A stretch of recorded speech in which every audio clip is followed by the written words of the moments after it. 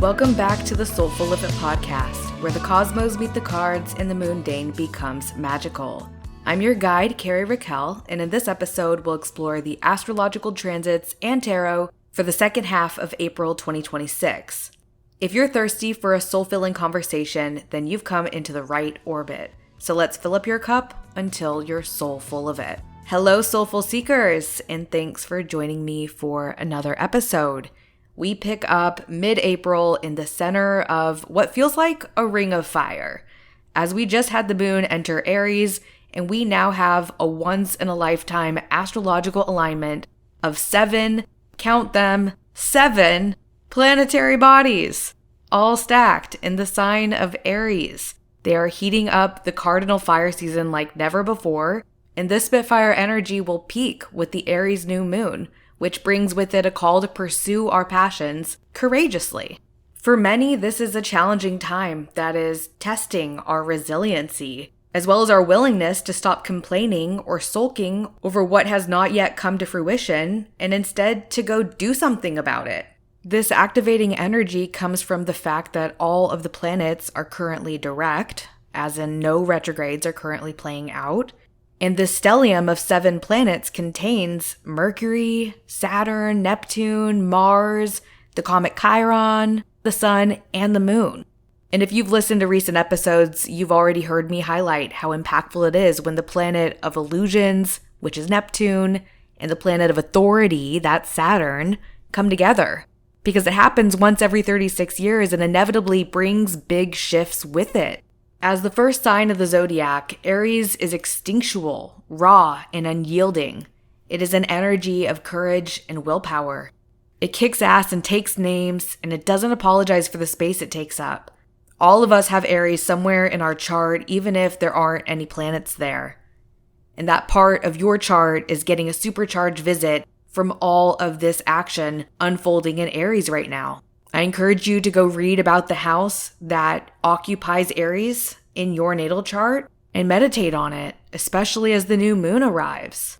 Because this is an arena where you are being called to step up, to lead, and to take action. So I offer you this ace in your pocket to go discover the where, aka the house that's hosting the party of the what, aka Aries. As for the why, well, that's the glory in the game of the human experience. We all get to fill in the blanks as we please. So rather than fear the fire, let's harness it.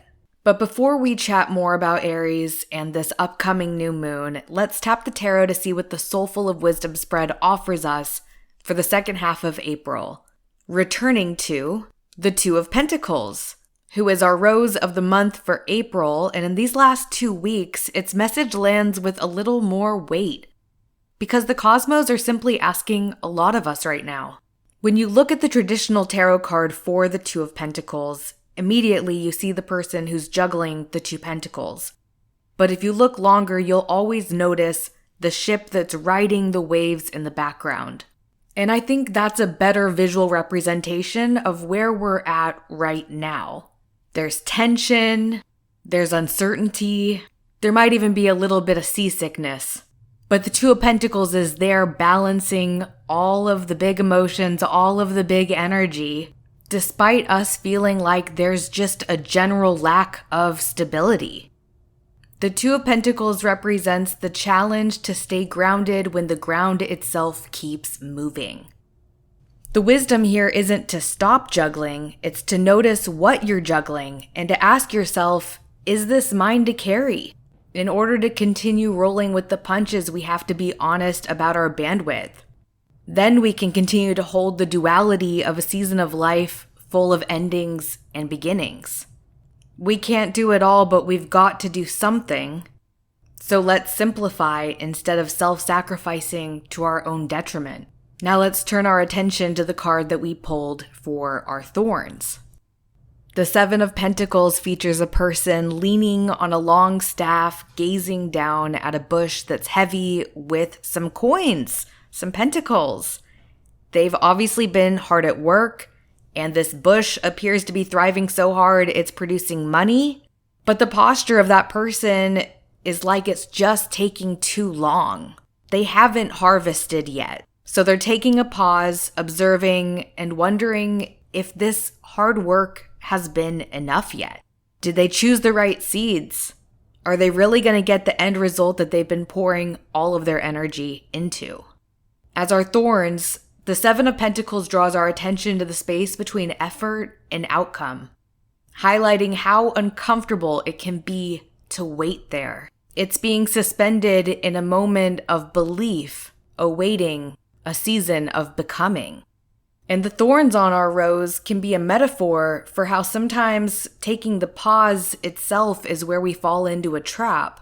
The Seven of Pentacles can slide into stagnation dressed as patience. It can feel like rest but actually be avoidance. This card is asking us to examine the difference between being patient and waiting for somebody else to give us permission to make a move. And sometimes that person you're waiting for permission from is another version of you. As for what's underneath all of this, we look to our root, where we find the Death card. A skeletal figure rides a white horse beneath a black banner with a white rose on it and the number 13, which is either a nod to the fact that Death is the 13th card of the major arcana, or a hint that this Grim Reaper is a Swiftie. Now, all around him, there are all these different types of people who are just falling. Royalty, peasants, young people, old people, symbolizing how death doesn't favor any one person over another. It is the great equalizer, the ultimate transformation. In the background, we see the sun rising between two towers, shining its golden light onto the horizon. This is an ending, yes, but it is also so much more than that. At the root of this spread, death does not arrive as a warning, but as a foundation. What's unfolding in the second half of April is sprouting from the soil of something that has already ended, or that is in the process of ending right now, whether you've named it yet or not. Something has composted, something is done, even if you're still grieving it or holding on to the last thread of it. It's significant to me that the Death card is showing up at the root of this spread because it's the only major arcana card that we have amongst the 4 cards, and we are truly in a moment of immense collective and personal transformation. The Aries Stellium of 7 planets, even the number 7, it's a number of spiritual awakening. This Aries stellium of these 7 planets is setting fire to the way that things were in order for us to forge our paths forward, reshaping our world. The Death card at the root confirms the old chapter isn't just closing, it may have already closed. And what we're standing in right now is a sort of liminal space in between. We are not starting over, we're starting from experience. And everything that we've been through is in the soil. Now we have to choose to let it feed whatever grows next. And feed it we shall as we arrive at our sun, which shines upon 3 friends who are standing together in a circle. Their arms are raised with cups lifted toward the sky in celebration. There are flowers and fruit around them, signaling abundance, joy, and presence. As our guidance, the 3 of Cups is asking us to reach for each other, reminding us that community is medicinal, much more so than scrolling or spiraling. There's great value to be found in simply spending quality time together. As our guidance, it's giving us directions to stop isolating or white-knuckling it, going at it alone when there are people who can and want to help you. It's about celebrating each other, mid-process, mid-chaos, mid-Aries stellium, with your cups raised and your roots held by people who know exactly who you are and can remind you when you've forgotten. That's the tarot guidance for the second half of April, and it really sets the scene for the shifts taking place in the stars. So without further ado, let's talk transits, beginning with the new moon in Aries taking place at 4:51 a.m. Pacific time on Friday, April 17th. This new moon is sitting towards the end of Aries at 27 degrees, and right beside the sun and moon sits Chiron, the wounded healer. If you don't know the story of Chiron from Greek mythology, or even if you do, pull up a chair and join me around this virtual campfire, because I'm going to tell you a Sparks Note version of it, and I'm going to tie it into the hot mess express of Aries energy that we've been moving through, as well as this Aries New Moon. So stay with me. Chiron was a centaur, and because of that, he was rejected as a child by his mother, who found his half-horse, half-man embodiment more scary than unique. If I were to relate him to a tarot card, I think he might be the Hierophant, not because of any religious context, but because of his wisdom and how others came to him to learn. Another tarot card I could see connected to him would be the Star, because of his profound healing journey. He was known as a legendary teacher of heroes, having taught the likes of Achilles, and he was also a highly skilled healer. Since he was the son of a Titan, he was also immortal, and therefore he could not die. Sounds great, right? A powerful healer who never dies? Yeah, I'm sure it was until he was accidentally shot by a poisonous arrow by Hercules, and this happened during a brawl that broke out, not with him, but near him. Essentially, he was in the wrong place at the wrong time. And because of that, he carried a wound that hurt eternally, causing a perpetual suffering. So the irony of Chiron's story is that he himself was wounded and could not be healed, yet he had the gift of healing others. When we consider the story of Chiron, which bears a close symbolism to the comet of Chiron astrologically, more so than any other comet with a mythological background, what we're able to interpret with Chiron's placement in the natal chart is the area where we ourselves have healing gifts and skills, and yet also bear a wound.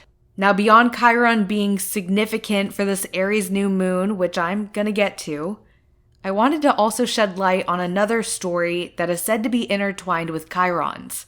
There are different tellings of this story, of how Chiron came to die, finally ending his suffering. And in the one I'm referencing now, the connection is to Prometheus. Prometheus was a Titan who stole fire from the gods, essentially betraying them in favor of helping humanity thrive. Fire is both literal and metaphorical in this story, as yes, it is the power of fire, and it's also representative of technology, knowledge, and advancements for civilizations. When he stole this fire, he was directly going against Zeus, which is like a showdown between authority, very Saturnian, and rebellion, very Uranian, both planets that have significant impacts and stories unfolding on the world stage right now. In order to punish Prometheus, Zeus tied him to a rock in the mountains where every day an eagle would eat his liver and every night it would regrow. And then the cycle would repeat because he was immortal, just like Chiron. This is where their two stories intersect. In this version of Chiron's ending, it said that he gave up his immortality in exchange for freeing Prometheus from his punishment. This allowed Chiron to end his own suffering through death, while also giving one final gift to Prometheus, who no longer would suffer this brutal punishment. One other story that overlaps here is that of Pandora's box, which was really Pandora's jar. Zeus sent this down to humanity as the other punishment alongside punishing Prometheus directly. As the story goes, Pandora opened the jar, releasing suffering, hardship, and disease until all that remained in the jar was hope. So now I've effectively told you 3 myths that intertwine, and now I'm going to share with you why. This is an Aries new moon, the sun and the moon together, the darkness of night, and right beside them is Chiron. This 7-stack stellium of planetary bodies is the ultimate backdrop of the brave rising up like Prometheus, while abuses of power like Zeus are called out.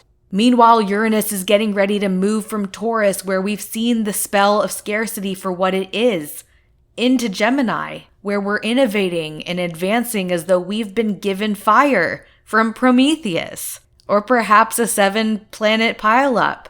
And what does that leave us with? Hope, or Pandora, and healing, or Chiron.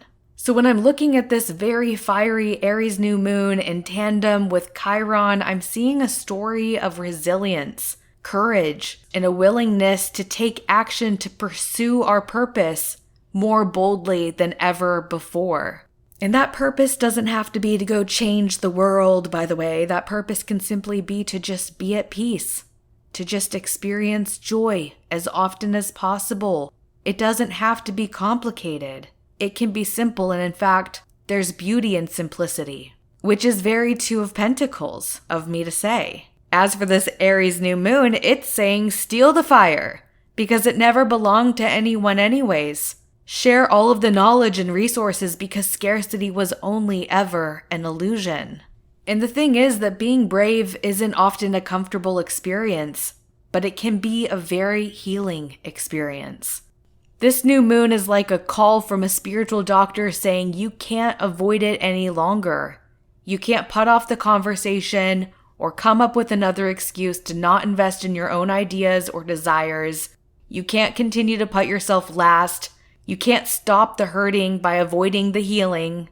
It is time now to face the fire and to do the brave thing you know you must do in order to truly move forward on your path. That may look different for each of us, but likely as I spoke about this, something came to mind for you. Maybe you tried to shrug it off, suppress it, and I'm not here to tell you what to do, but I am here to tell you to listen to your own heart and soul and take notes and directions from the source within you, because that compass inside, it never leads us astray. And Aries is the pioneer. Aries does not wait for someone else to create a trail. They simply step forward and create it for themselves and for everybody else who will inevitably follow in their footsteps. How would the brave, confident, I have my own back and I'm willing to feel the fear and do it anyway version of you show up in your life? Only you can answer this question. But I can tell you that I already know that courage looks really good on you. Then, following our fiery new moon, on Sunday, April 19th, the sun enters Taurus and Taurus season begins. On the very same day, we also see the two malefic planets, Mars and Saturn, come together in a conjunction, and you guessed it, still Aries. So while the sun's entry into Taurus will bring a sense of relief, the heat of the moment has not quite passed us by. Many astrologers, myself included, have flagged this day as one ripe for war and civil unrest. With Mars' 2-year cycles, we only see this planetary collision occurring once every 2 years. And we have to remember that Mars is at home in Aries, so it's operating smoother, stronger. It's the UFC fighter no one wants to get into a bar fight with. Meanwhile, Saturn is the UFC fighter's dad, the one who taught him how to be ruthless and kick ass. It's kind of intimidating, but it's also powerful. This conjunction is uncomfortable and it might bring conflict with it, but both discomfort and conflict can be powerful conduits for change. If you're empathic, a highly sensitive person, this is a day that you might not want to consume news or scroll on social media. If traffic gives you anxiety, maybe this is a day you just hang out at home. No need to go be out on the road. I'm not saying you need to play it safe, but it wouldn't be a bad idea to play it smart on a day that Mars and Saturn are coming together. But let's also not forget to stop and smell the roses, because it's Taurus season now, and there's sweetness to be experienced all throughout this season.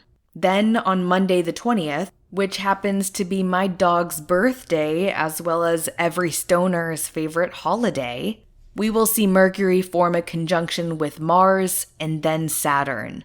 This is a dose of talk therapy, and sometimes that's a one-on-one car karaoke jam session, and other times it's a conversation with a friend or a confidant who just gets you. These transits bring a lot of frustration, all the heat, all the fire.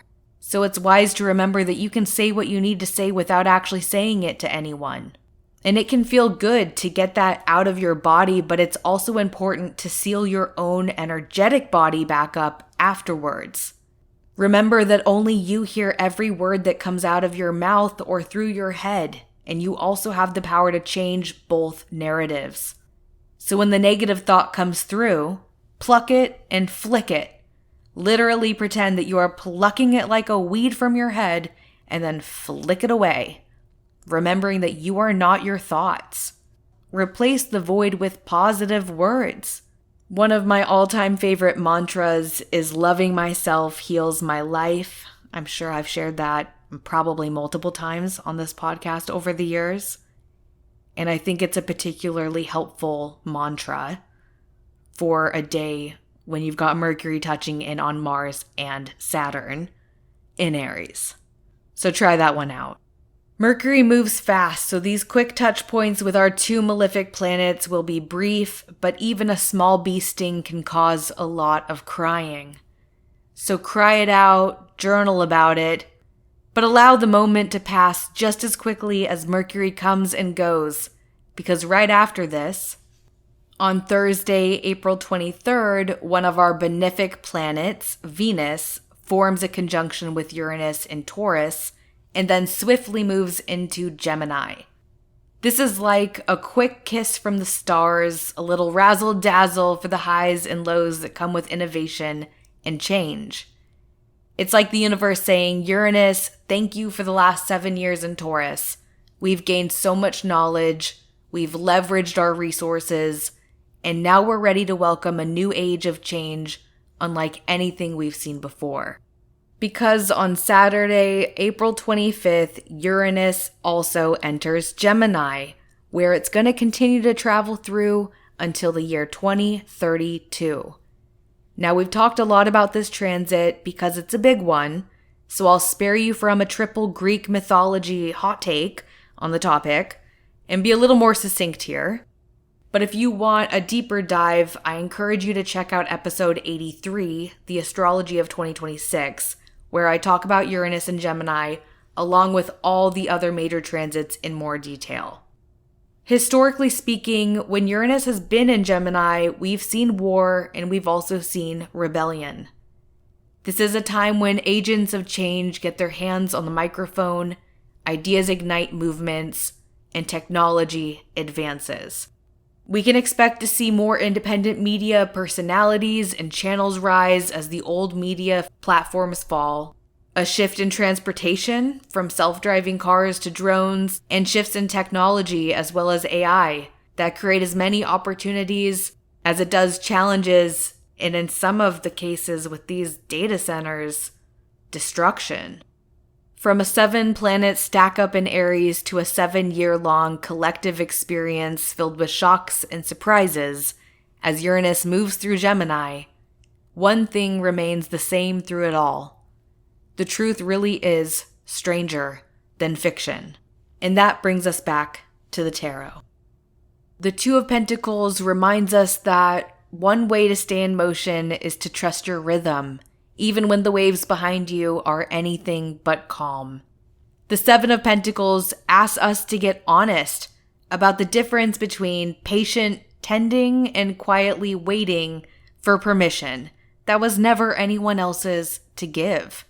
Death at our root confirms what many of us have already felt in our bones, that something has already ended, and it's time to create something new from all the compost. And the Three of Cups reminds us that connection can serve as a potent form of medicine. If you're curious to learn how all this big Aries energy is showing up in your orbit, as well as how other key transits of 2026 are unfolding in your own natal chart, you can book a reading with me through the link in the show notes or in my Instagram bio at Soulful. Coming up in our May Part 1 episode, we'll talk about the Scorpio full moon, Mercury entering Taurus, and Pluto retrograde. It was a joy exploring the cards and the cosmos with you. Stay grounded, stay curious, stay soulful, and I'll catch up with you in May.